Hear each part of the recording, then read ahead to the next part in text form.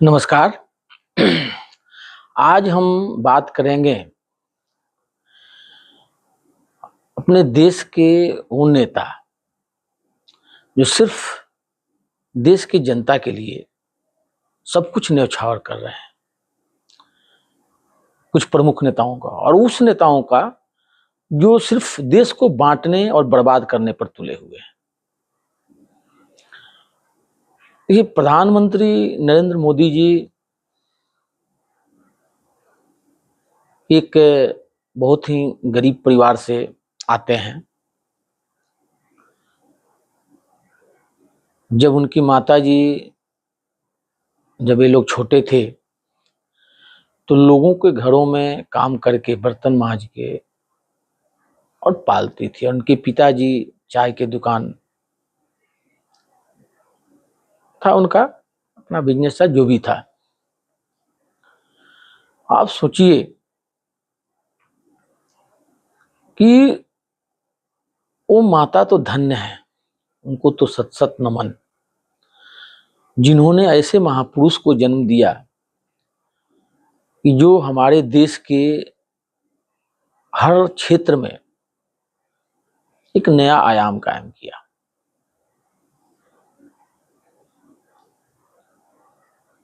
कौन जानता था?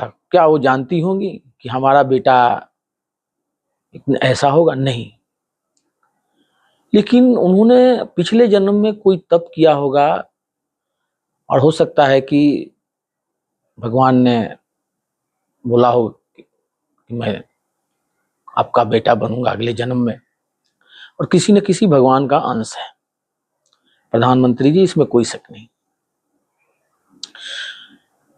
दूसरे हैं हमारे मुख्यमंत्री आदित्यनाथ योगी जी।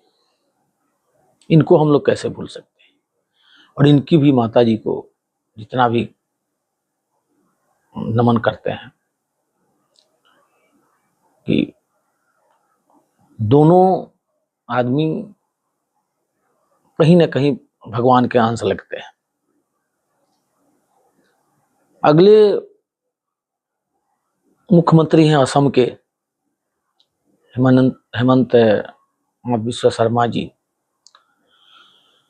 उन्होंने आसाम की तो कायाकल्प ही कर दी है, इसमें कोई शक नहीं है।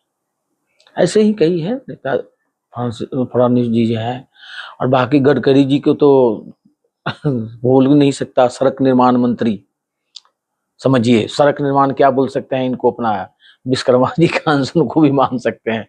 जहाँ पूरा देश में सड़क का कायाकल्प ही कर दिया है। अमित शाह जी का तो बात ही अलग है। तो ऐसे देखा जाए तो एक से एक बीजेपी में नेता भरे हुए हैं जो सिर्फ देश के लिए कर रहे हैं, देश के लिए। लेकिन कुछ नेता ऐसे हैं जो सिर्फ देश को बांटने, जनता को बांटने, धर्म जाति में बांटने, लोगों को एक दूसरे से लड़ाने, मारने, इसी में उनको विश्वास है। आप देख रहे हैं यही हो रहा है। कैसे लोगों को जाति में बांट दो, कभी कोई ब्राह्मण, कोई कुछ, कोई कुछ, कोई कुछ करके, यादव, कोई मुसलमान, ऐसे करके बांट लो, इसी में ही लगे रहते हैं।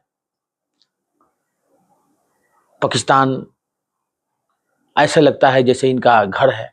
ये पाकिस्तान इन्हीं लोगों ने बनवाया, तो इनका तो जाहिर है पाकिस्तान के लिए इनकी जान जाती है, बांग्लादेश के लिए जान जाती। ये अगर पाकिस्तान में जाके चुनाव लड़े तो 2-4-5 सीट ज्यादा ही जीत जाएंगे यहाँ से, और इनको तो चला जाना चाहिए। ऐसे लोगों को पाकिस्तान चला जाना चाहिए। थोड़ा दुख होता है अखिलेश यादव जी पर, अरे वो तो पाकिस्तान के नहीं है, वो तो कम से, लेकिन वो किसका साथ दे रहे हैं? उस आदमी का जो देश तोड़ने के लिए सिर्फ परेशान है। तो अपना जो है ग्राउंड तो ये लोग खुद खराब करते किए हैं।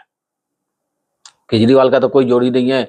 आम आदमी पार्टी का वो तो समझिए वो आया ही था तोड़फोड़ करने वाला, वो सिर्फ अलगाववादी सोच के है।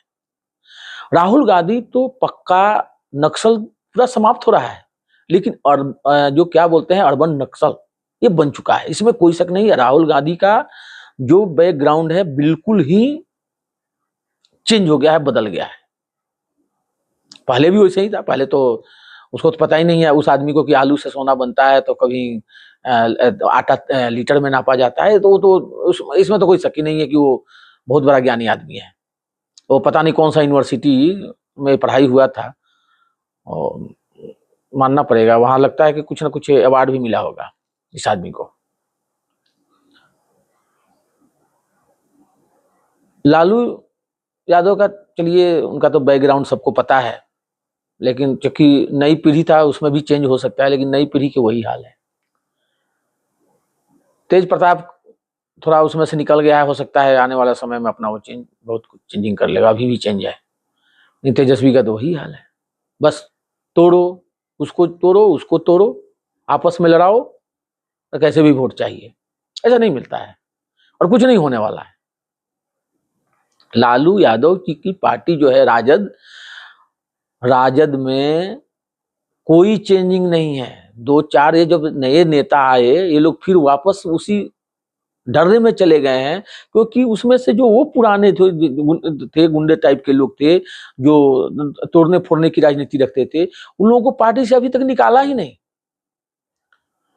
अगर नए सिरे से अगर मान लीजिए कोई घर है और खंडहर और बन गया है, तो क्या उसी को रिपेयर करेंगे तो कितना दिन रुकेगा? तो घर को पूरा बुलडोजर से गिरा देना चाहिए था और फिर नए नए नेता उसमें डालना चाहिए था, शायद काफी चेंजिंग हो जाती। लेकिन नहीं, करना तो वही है, वही पुरानी घिसी पिटी। हैं, उनके जैसे साहबुद्दीन है तो उनके बेटे को तो ऐसे करके हैं, जो पुराने है ही, गाली गलौज करने वाले तो है ही। ऐसे राजनीति तो होती नहीं है। बिहार की राजनीति इन्हीं लोगों के इर्द गिर्द घूम रही है। अब रह गई कि ले आए सबकी भी प्रियंका गांधी को। बड़ी प्रियंका गांधी के आ जाने से क्या कांग्रेस बदल जाएगा? पहले तो सबको सोचना पड़ेगा कि क्या बोलना है क्या नहीं बोलना है। राहुल गांधी का तो कोई देखिए वो तो पता ही नहीं है कि कब क्या बोल देगा, ठीक है ना। ठीक है, प्रियंका थोड़ा बहुत ठीक ठाक बोल लेती है, कोई ऐसी गलती नहीं करती है, लेकिन हो जाता है गलती तो उनसे भी बहुत ज्यादा हो जाता है। कहाँ क्या बोलना है वो बोल नहीं पाती है, वो भी थोड़ा आलू से सोना टाइप के जैसा बातें कर लेती है। केजरीवाल को तो भूल जाइए। प्रशांत किशोर जी से तो यही बोलना चाहेंगे कि भाई आप केजरीवाल मत बनिएगा और विपक्ष भी मत बनिएगा, क्योंकि आपके ऊपर धब्बा तुरंत लग जाएगा केजरीवाल का, क्योंकि कुछ ऐसी चीजें हो रही है आपकी पार्टी की तरफ से, आप लोगों की तरफ से, जो बहुत नुकसान देगी। उसको बैठ के हर 2 दिन 3 दिन पर आप लोग जो है ना अपना विचार विमर्श करते रहिए, नहीं तो बहुत बड़ी गलती हो जाएगी। शायद इतना नुकसान होगा कि आप समझ नहीं पाएंगे। तो ये बहुत बड़ी गलती हो जाएगी, हो रही है, ठीक हो रही है, लेकिन 1-2 दिन के बाद फिर वही गलती, कोई ना कोई गलती कर जा रहा है। तो ये सब चीजें हैं, तो हमें सबको पर ध्यान देना होगा। हम लोगों को, पूरी जनता को, पूरे देश की जनता को ध्यान देना होगा कि हमें किसके सहारे हमारा, देखिए हमारे लिए वो मर रहे हैं ना, हम तो उनके लिए नहीं मर रहे हैं।